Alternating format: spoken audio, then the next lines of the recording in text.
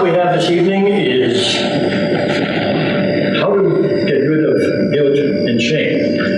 So, as we usually do, we're going to start with a story, Hawaiian legend. So, Hiko, Mamu o Kapena Kuke. Once upon a time, a long time ago, long before Captain Cook, there lived on this island a chief. And the chief's name was Kuki. And Kuki was a very, very strong, powerful chief. He had big muscles, and he was famous all throughout all the islands for his boxing skill.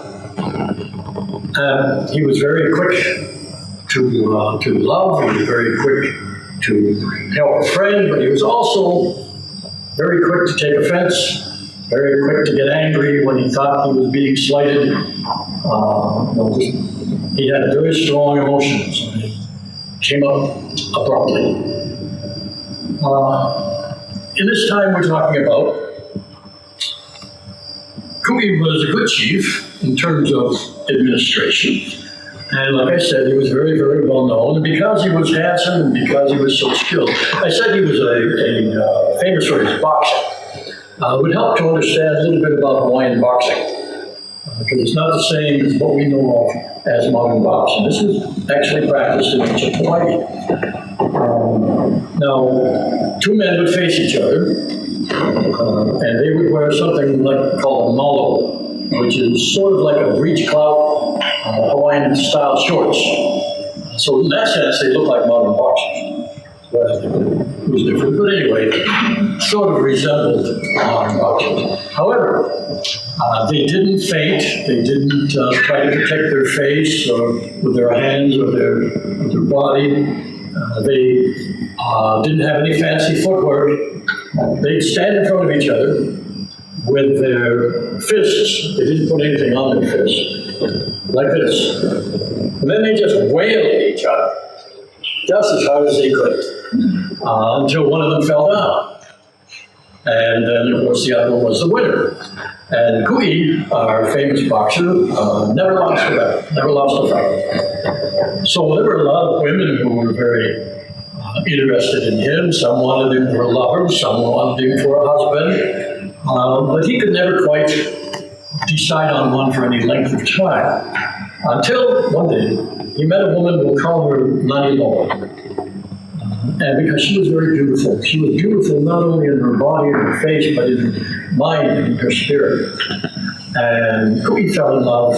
She fell in love with him because she could see past this outer self and see the real good soul that was inside. So that's when she fell in love with him. And they were very happy for quite a while.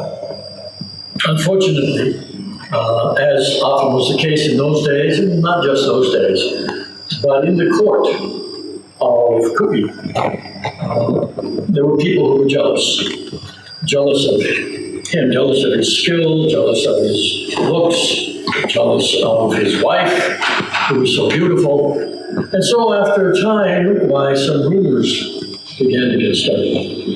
And the rumors were about his wife, that she was being unfaithful with handsome younger chiefs.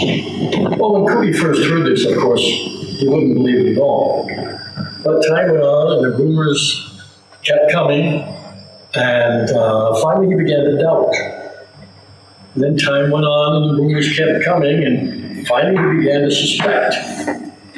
And then as he began to suspect, he had this anger start to build up inside him, just like a boil, just building up, and outwardly you couldn't tell, but it was building up inside him.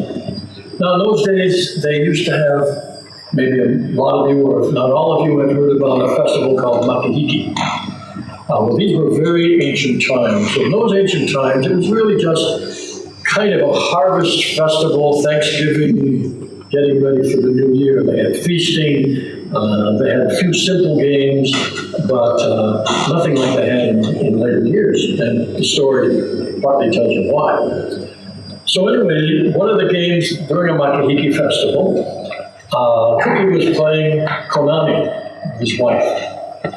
Konami is like a board game, played usually in a square, and it was also, it had these little holes instead of marks, and it was played with black pieces of lava and white pieces of coral. And you would jump a piece and you remove it from the wood. So it was very similar to what we know as chess.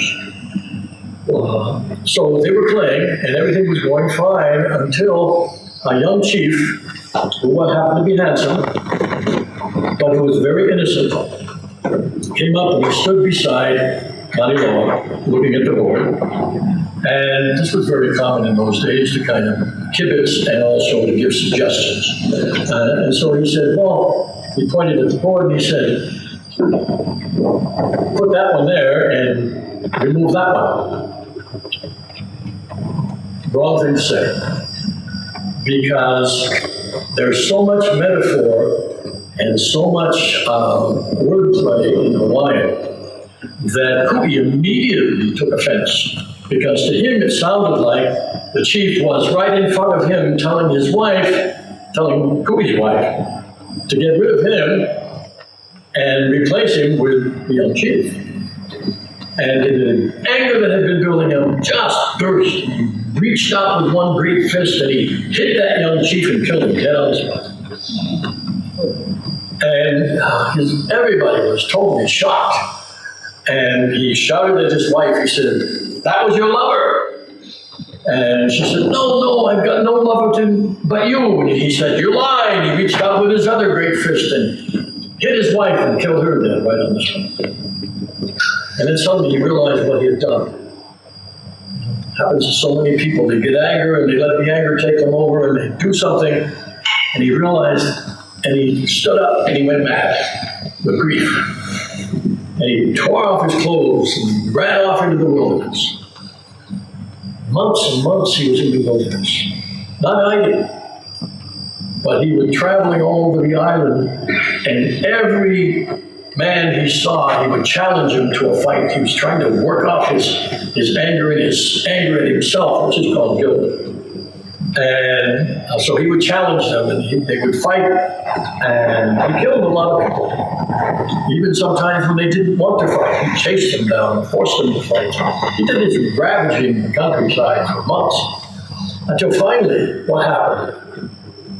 He found himself, he had just challenged somebody, and they weren't responding, and he was just about to hit them, and finally his Almaku. Now Almaku is what we call spirit or high self, that good part of everybody that everybody has. Finally this part of himself was able to reach his heart and open it up in that moment, because all this time he was just so closed. And in this moment, it opened his heart, and with that his mind opened, and he saw that he was about to kill a young girl who resembled his dead wife. And he fell down on his knees, he begged her for forgiveness. And one of these things happens sometimes. The girl spoke, but she was speaking the words of Ku'i's own spirit. And she said, "It's not for me to forgive you, it's for you to forgive yourself and make restitution as you can." And he realized the value of those words. He leaped up, he went back to his court, reinstated himself in charge. He immediately began using, because he was a chief and the chiefs always received taxes. He began using almost all of the taxes that he received to make restitution to the families of the people that he'd hurt and the people that he'd killed. And he knew it was only not nearly enough, but he did whatever he could to try to do something to make things better. And he was a changed man. He never did marry again, but one of the things he did was he began to extend the makahiki season, which at that time was only just a short thing in October. And he extended to a full 4 months of peace. See, because I didn't mention before this, his religion was for the war god, Kuka Ilimoko, the war god of the Hawaiians at the time. And he switched his allegiance to Lono, the god of agriculture, for peace. And he extended this peaceful season for 4 whole months of the year, where there would be no war. And instead of war games like they used to have, they only had sports in which no one was allowed to kill. And so, because of that, he did everything he could for the people. He did the games in honor of his wife, because it was through the war games that, his practice with them, that he just automatically reached out and killed her. So he started these games of sports, and no one could be killed. He did that in her honor. And so the people, in turn, they honored him. And they honored him by calling him, and the name he's still known by today, Lolo Ika Makihiki. Lolo of the Makihiki. Pipi Holo, Keika Au. So runs the story. But what we find in here is a lot of interesting stuff. Some things that can give us clues as to how to get rid of guilt and shame. But what I'm going to talk about now is using the Huna knowledge, which is the basis for what we're teaching, and going through the principles and showing different solutions to the whole problem of guilt and shame. Well, the first one that we'll talk about is not exactly the same problem that Kui had. Lolo Ika Makihiki, now we have to give him his proper name. But a lot of people feel guilt and feel shame for something they did that they were told was wrong, that they were blamed for. And what we find is most particularly is in situations where children were abused, and then the whole thing that turned out was blamed, they were blamed for that. And sometimes, unfortunately, they accept this blame and go through their life feeling so guilty for what they've done. When it was done out, when we say abuse, we have to be clear what we mean. We mean when somebody is either forced or intimidated into doing something they don't want to do. Sometimes doing something even they know is wrong, and then blamed for participating in it. And so there's this terrible guilt and shame. Well, since the world is what you think it is, a possibility exists, and usually with help. Some people do it finally on their own. Is to realize that no matter what the other people said, this was not their guilt, this was not their shame. They didn't do that on purpose. They did not create the situation. Changing your mind or changing the interpretation of something that was done is sometimes the most appropriate solution for some people, depending on what it is. That's one thing. The second thing, coming out of our principle, is based on the word kala, which also means forgive. This we saw in the story. Remember when he asked the young girl that he almost killed, he asked her for forgiveness, and she said, no, it's not for me to forgive you. You have to forgive yourself. And it always has to be done this way if there's ever going to be any forgiveness. It doesn't matter if you're feeling guilt or shame about anything. It doesn't matter how many other people forgive you. If you haven't forgiven yourself, you're going to still have a feeling. That forgiveness has got to come from within to be effective. Now, when we say forgiveness, we need to clarify a little bit what we're really talking about. Because it doesn't mean just to say, I'm sorry. It doesn't mean just to say some words, I forgive myself.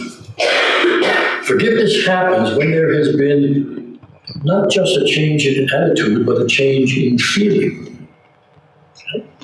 It's got to get at a feeling level, because that's where the guilt and shame are most strongly. Now, it's interesting that from the point of view of Hawaiian tradition, Hawaiian language, for instance, there are words, there's a word for guilt, several words, and there's several words for shame, but not in the sense we use it today. In Hawaiian, guilt is when you're guilty of something. Okay? It's the state of being guilty about something. It's got nothing to do with feeling. And we use it so often for that feeling that people have about themselves. That sense did not exist in Hawaii. The recognition that you've done wrong, and like the chief did, and having remorse for something, of course, but not guilt in the same way that we do it today. Shame is the same thing. The basic word for shame in Hawaiian, the shame part with all the other good that they did, the shame part came from the missionaries. Because Hawaiians just had a word that meant bashful. And that got turned into the word for shame. And that, even then, it only means to be embarrassed and to want to withdraw because you're so embarrassed. Not the shame that we talk about today. So they didn't have those concepts. But we do have those concepts in the modern world. Forgiveness is the one. Now, forgiveness is when you can change your mind about what happened in such a way that you no longer feel guilty or no longer feel ashamed. People can give suggestions about how to do that, but there may be dozens or hundreds even of techniques, but somehow forgiveness doesn't happen until the feeling changes. So finding some way to do that, one of the ways is to constantly recognize or decide that what you did, I'll give you some other solutions along with that, either wasn't so bad or wasn't bad at all, again, depending on the situation, or that you've already had enough punishment. I helped a man one time do it this way. He felt very guilty about something. He felt he needed punishment, but he didn't know how to get it because of the situation and who was involved. So I helped guide him through a process where he imagined that he was in court. And he imagined that there was a judge who found him guilty of what he had done.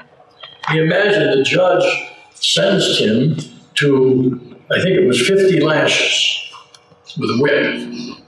And he spread it, that's all in his imagination, okay, but vivid imagination. And he had somebody from the court whip him and feeling that as intensely as he could until he had been beat up enough that his feeling changed. He had received enough punishment, that was over, he could start a new life. That worked for him. There's all kinds of different ways. Sometimes you have to go and do something that you feel is worthy enough to make up for what you did. But these, until you can forgive yourself, these are all kinds of things. But if you feel that what you did was unforgivable, I hate to tell you this, but you're lost. Okay? There isn't any solution unless you are willing to move toward or into a state of self-forgiveness. Now, what keeps people going so often on this feeling of guilt and shame is that they keep bringing it to mind. They keep focusing on it. And how terrible it was and how terrible they were. And I remember one man I tried to help. He had smoked for 30 years and finally decided it was a sin in the context of his life. And so he stopped smoking. But that wasn't enough. For 30 years he had been in sin, and stopping wasn't good enough. And he kept thinking about how bad he was because of the past that he lived like that. There's no way out of that. At some point, that's got to be shifted. The focus has to be shifted not on what happened, but on what you're going to do now. What's next? How can you live your life from this moment? And that becomes, when it can become, that can become the most important thing. Now, we talked about the memories and we talked about the past. This is the real problem with guilt and shame. It's in the memory. Because what happened is over, gone, done, does not exist. I watched a movie the other night called The Time Machine with, I can't remember the name of the man's name. It was an old one. I think it was the first one that was actually made from the Orson Welles books. Not Orson Welles, but H.G. Wells, right. But this guy gets a time machine, and the whole story centers around the idea that his time machine is here in this space and this time, and the only thing that changes is the time. So the machine disappears into the future, However, it's the same space. And this is very common thinking still today about time and space. Okay? That you move into the dimension of time, but the space is still here. So next week, the machine will be back here at the same place. No, folks. It's not the way the world works. This is going to make sense when we start talking about memories. Because we're not standing still. See? First of all, the Earth is moving around 1,000 miles an hour toward the sun. So this spot here isn't going to be in the same place just a few moments from now. Second of all, the whole Earth is moving around the sun. Which means that whatever you did in the past happened in time and space on some other part of the galaxy. Nowhere near here. And of course we have to add, the sun is moving around the galaxy, dragging all the planets with it. That takes us even farther away. And the galaxy is moving now. You see, we're not making fantasy here. We're using physics to help us understand that whatever happened in the past, it's nowhere around. Okay? And there's no way we can get back to it. So it's done. It's over. It doesn't matter anymore. All you got is the memories. And then you can dwell on the memories, but you're not dwelling on the event anymore. The event's gone, dissipated. Doesn't exist for practical purposes. Maybe the light rays that were involved are out there in space someplace, but they're going to be, millions, if not billions of miles away. There's nothing to relate to except the memories you have. So, some memories are not worth dwelling on. What's much more important, the past is a memory, the future is a guess. This is where life is.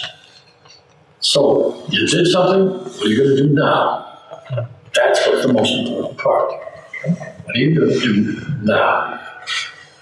Now, in the story, which takes us, moving on, what the chief did was the best he could as far as restitution went. There was an old system of, it's called family therapy, but actually it was group therapy because sometimes chiefs would also engage in it. In Hawaii, it was called Ho'oponopono.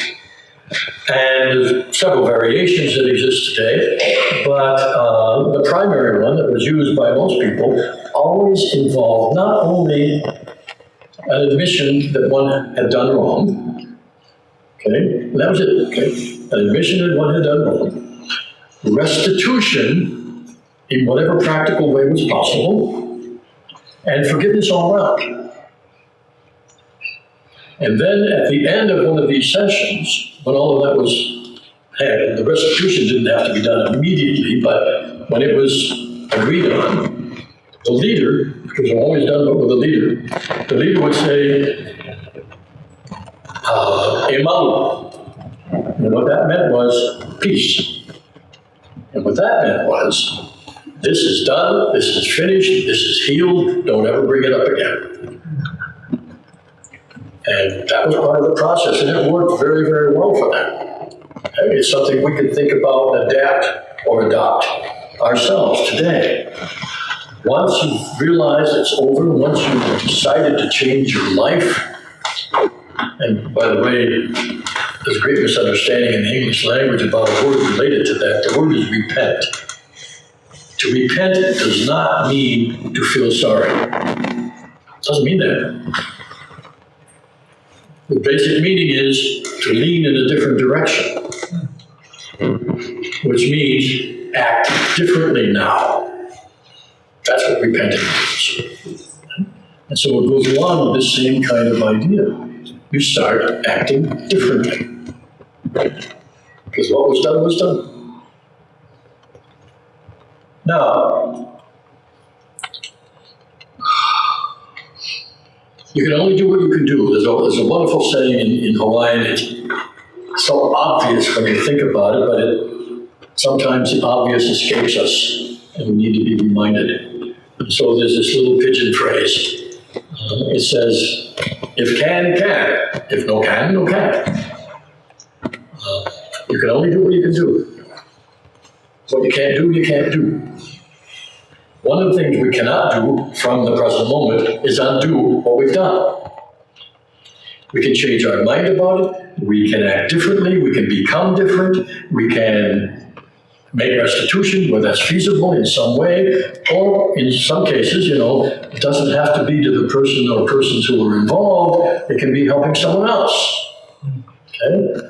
We have that wonderful thing that's still going on in various ways called pay it forward. Somebody does something nice for you, you do something nice for somebody else, and it just goes on throughout the society.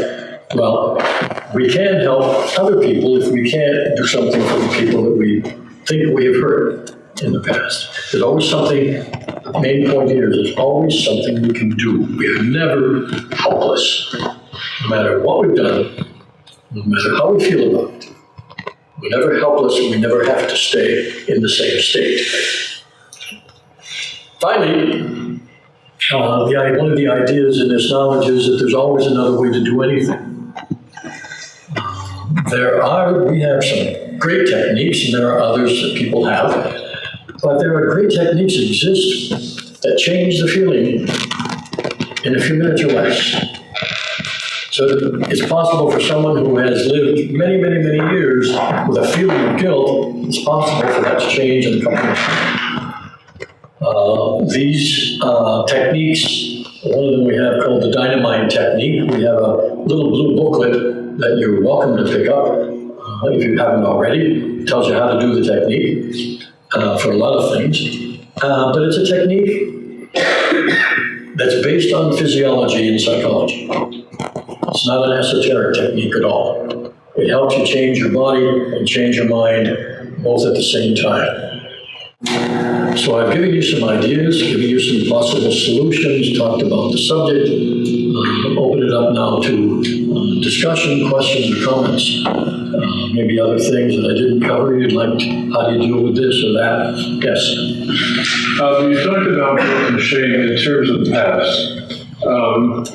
Would you say a few words about shame, current shame that people might feel about parts of their bodies or about who they are or how they don't fit some model?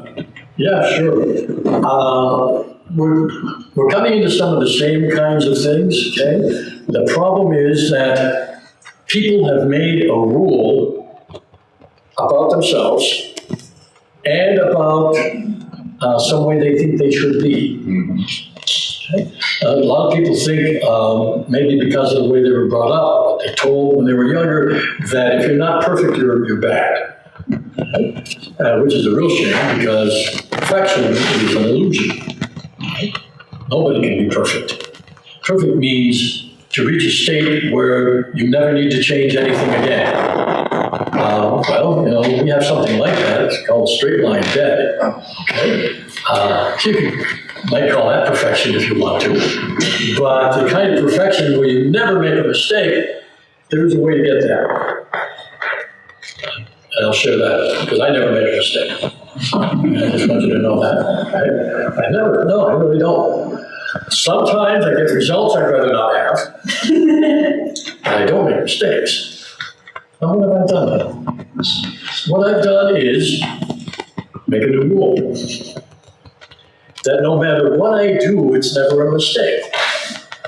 Because mistake has the idea, the connotation behind the bad, and perhaps something to be ashamed of, because I didn't do it perfectly, or whatever it is, because my body's not perfect, or whatever somebody might have in their mind. Or, like you said, it doesn't fit the model, because the model is supposed to be perfect.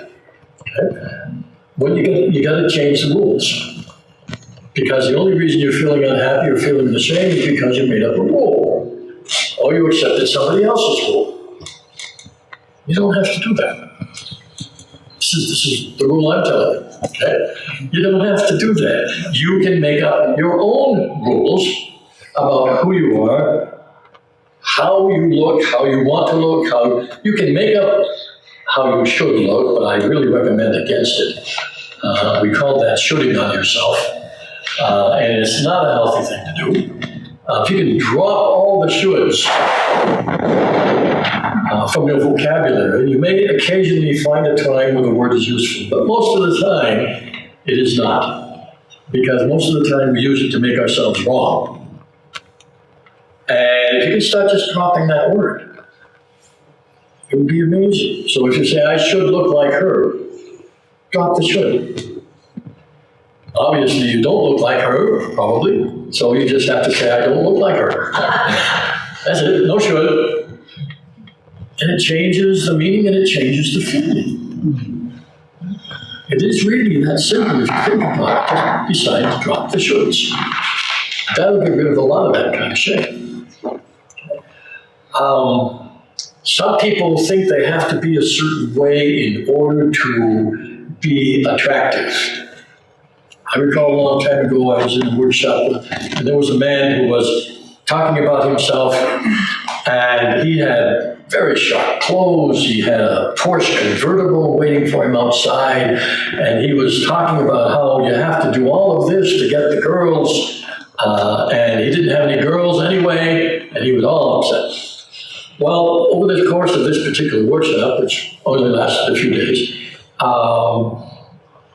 something happened to change his feeling about himself, which was the whole point. And when we met after, everybody met after, one of the things he used to say, it was all of this, he said, you have to be perfect, you have to be right, you have to do it right, you have to do it the way they say, and by the way, everybody leave town because the big earthquake is coming. So a few days later, everybody got together. He was dressed much more casually, and he walked on stage very calm, ready to talk to everybody. That was no longer a problem about having to do the right thing to get the girls. He wasn't obsessed with that anymore. And he said, by the way, forget about the earthquake. Don't worry. What had happened? Something had helped change his self-esteem. Now, he had support from the outside, but the support would not have worked unless he had accepted it for himself. And so he had changed his idea about himself, changed his rules about himself. And because of that, had no more of this feeling of not being right, not being correct, or having to be like other people expected. It just was no longer an issue for him. Self-esteem is one of the most important things you can develop for helping to get rid of guilt and shame. Is there a line word for self-esteem? It didn't seem to be a problem in a way.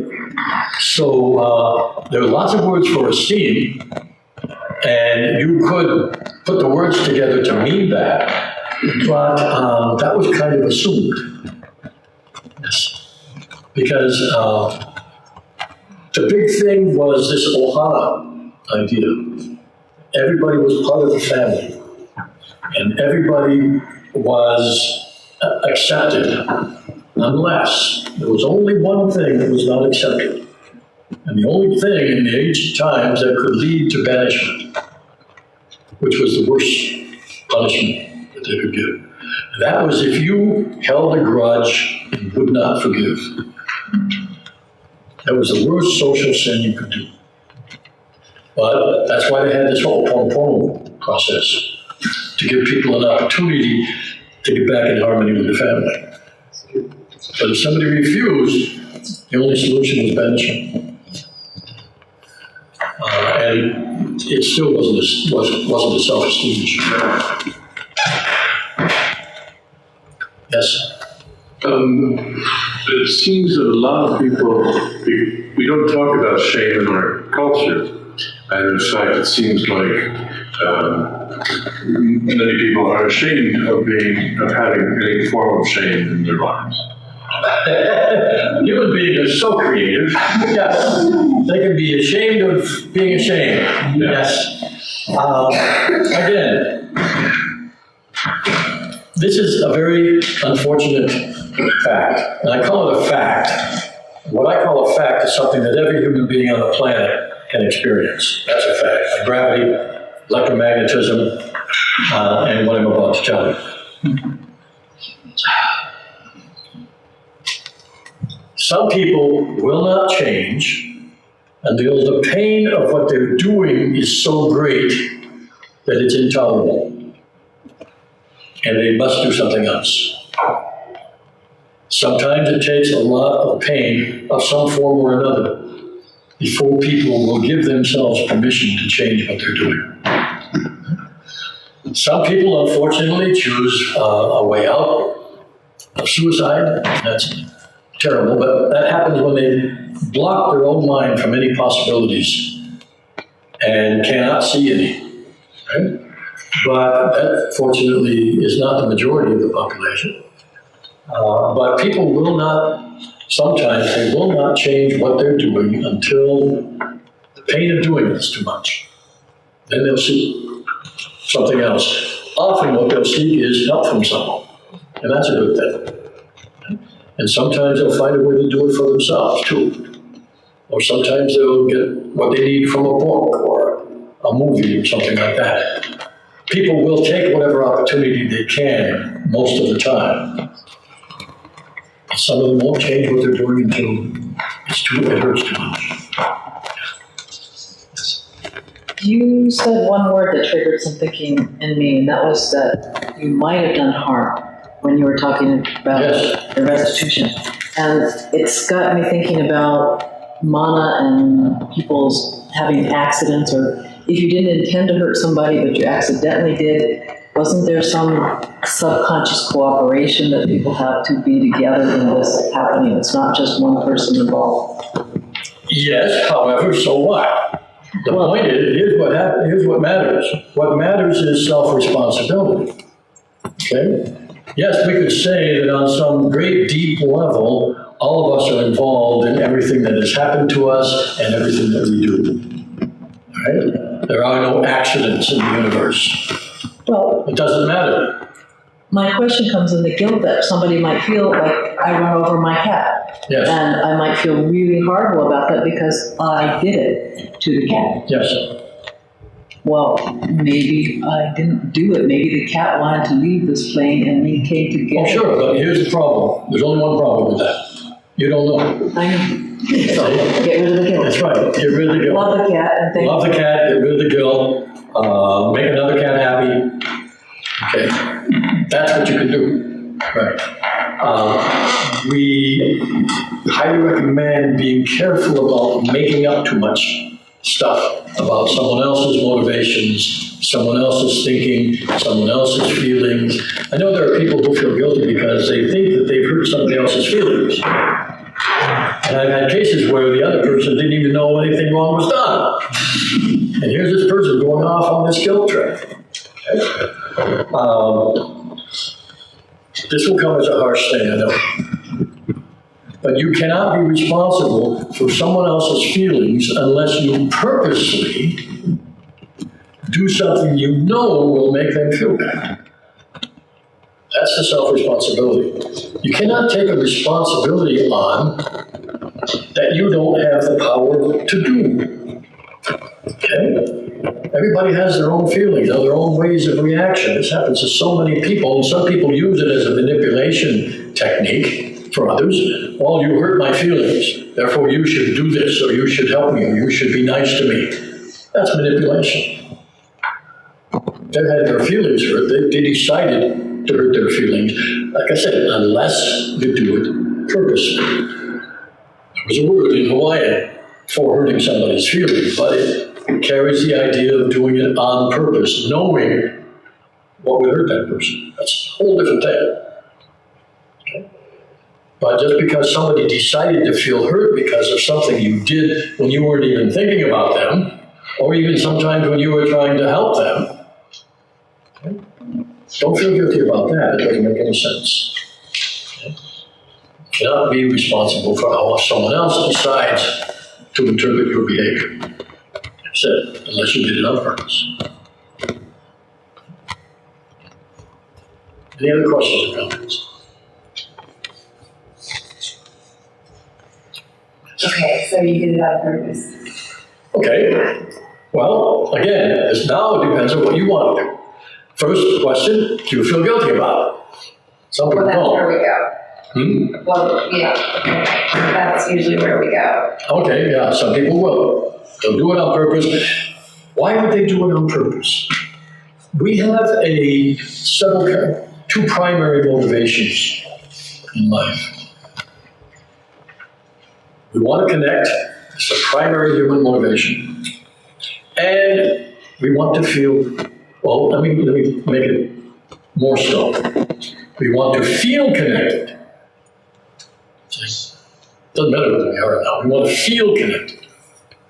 This is why dictators have people standing on the streets with guns behind them, waving at them as they drive by in their car. They want to feel connected, okay? And they want to feel effective. And sometimes when people don't feel effective, they want to feel a little power hit. And sometimes this is why we will purposely hurt somebody, especially when we think we've been hurt. Because we feel so helpless, we've got to do something to get a little bit of self-esteem back. And we do something that's hurtful, but gives us a little power burst. I actually discovered this with my middle son one time. And I was teaching him about, how to be with people and how to act and things like that. And he was talking about wanting revenge against somebody.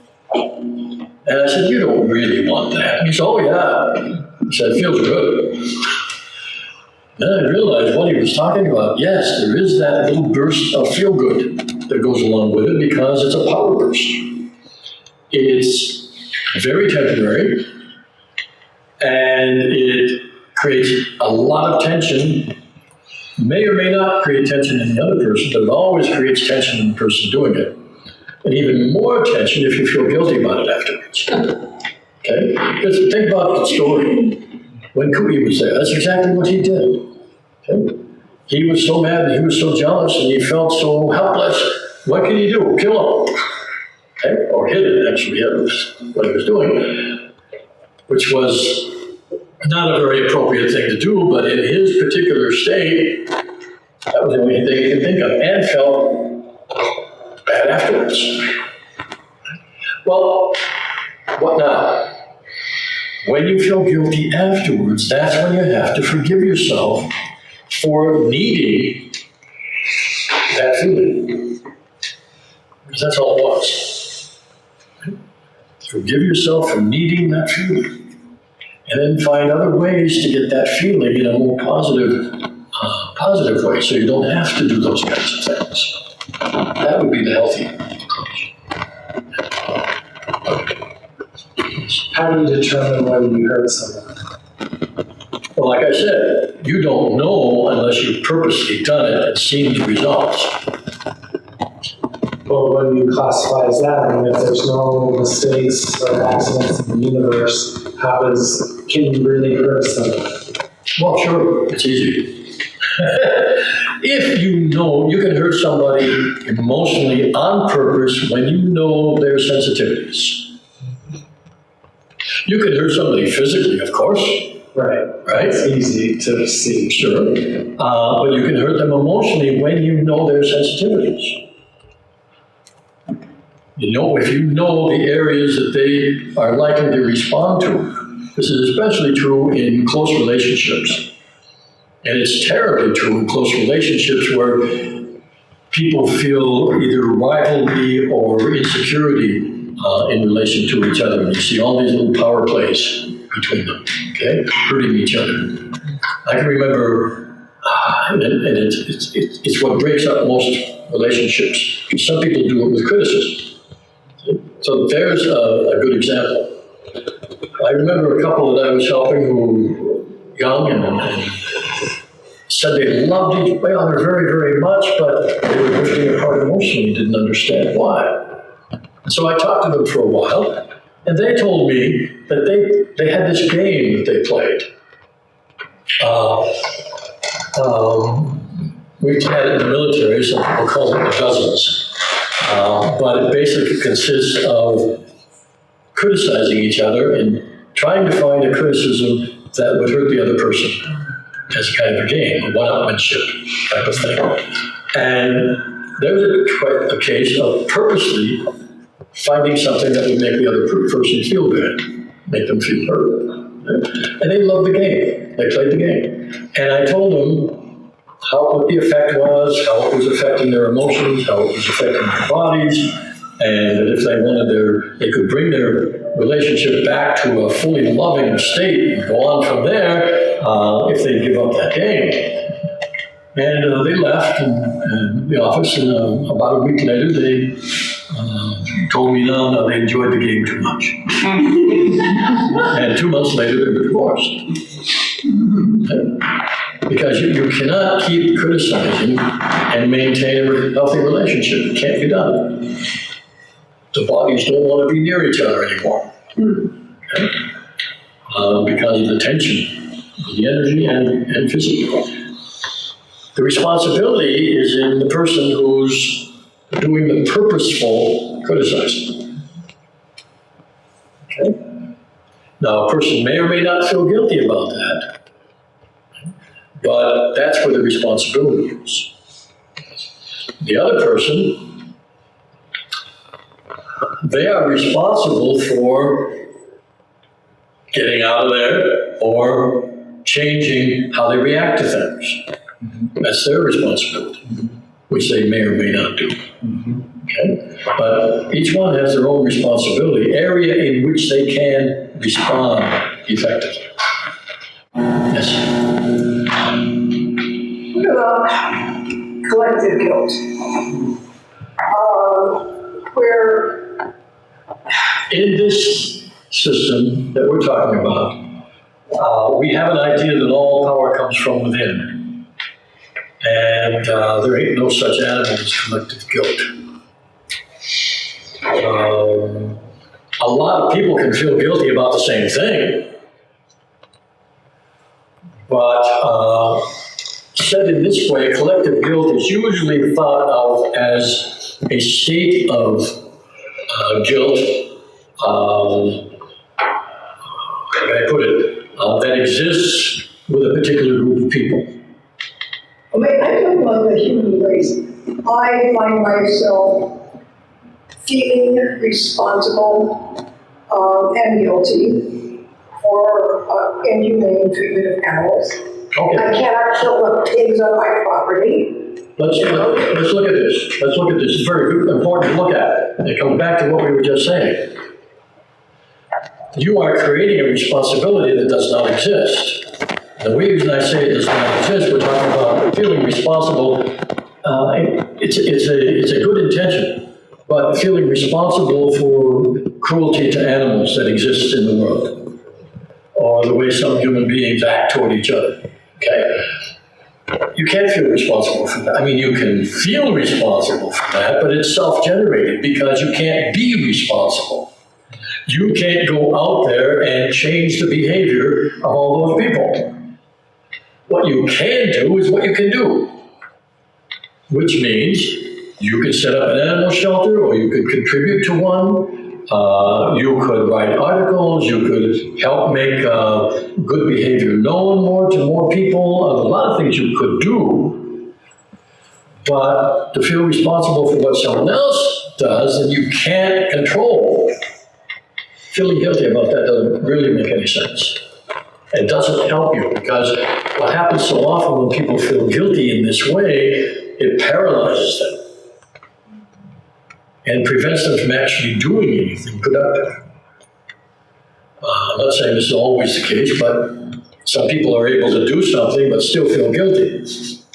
The guilt is totally unnecessary and unhelpful. Changing the situation is a good thing. You don't have to feel guilty to do that. That's what we're trying to get across. You make it sound as though original sin doesn't count for anything. I have no comment on that. Outside of my realm of expertise. What I will comment on, for everyone, including the camera, is that there are ways to get rid of shame and guilt. Ways that are effective. You do not have to live with it. Now I can answer this. In European culture, babies are a product of sin. In Hawaiian culture, was there no mistreatment of babies such as that when they grew up they would feel No. shameful or okay? Babies were honored, young children were honored, they were part of the family, they were incorporated into the family activities as soon as they were able. There were certain kinds of, you could call them initiations if you wanted to, like when a boy was able to walk on his 2 feet, then he would go and live with the men in the men's house. He would still come back, but he would always eat with the men from that point. Because in old Hawaii, they had a religious system in which it was forbidden for men to eat with women. And so, but he was welcomed into the men's house as a man. Give you one example. King Kamehameha, the first, the one who united all the islands, was very interesting in some ways like Kubi that we just talked about, because he had the war god all during the time that he was conquering the islands, and then he dropped that, became peaceful, which is the only reason the islands stayed united. But he was not a top-ranking chief in the hierarchy of the aristocracy, and he was about upper middle.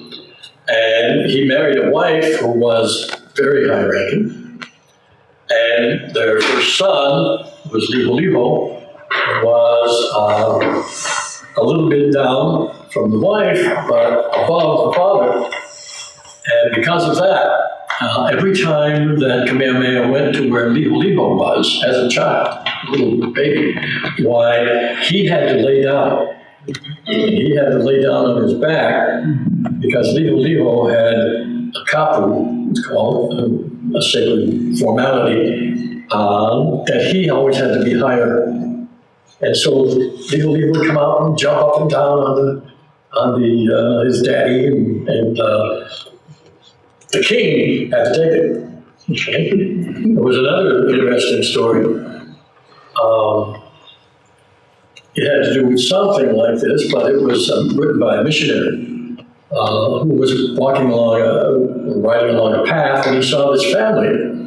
And this was not a royal family. He saw this family. All their goods were outside the hut, the main hut, and they were eating up there. And he looked over in the doorway, and there's this little kid sitting in the doorway. Looked like about 4 or 5. And he stopped, and the missionary asked the father, he said, "What's going on? Why are you all out here?" He said, "Oh, the kid's angry, he kicked us all out." He said, "You let the child kick you out, so you all have to be out here?" And the man laughed, and he says, "Oh yeah, he'll get over it. Then we'll go back in." Children were highly honored, typically, in Hawaiian society. Integrated in everything that was done. So they didn't have the same kind of problems. They're not even a word for abuse in the sense that we use it. It was not a perfect society. No society is perfect.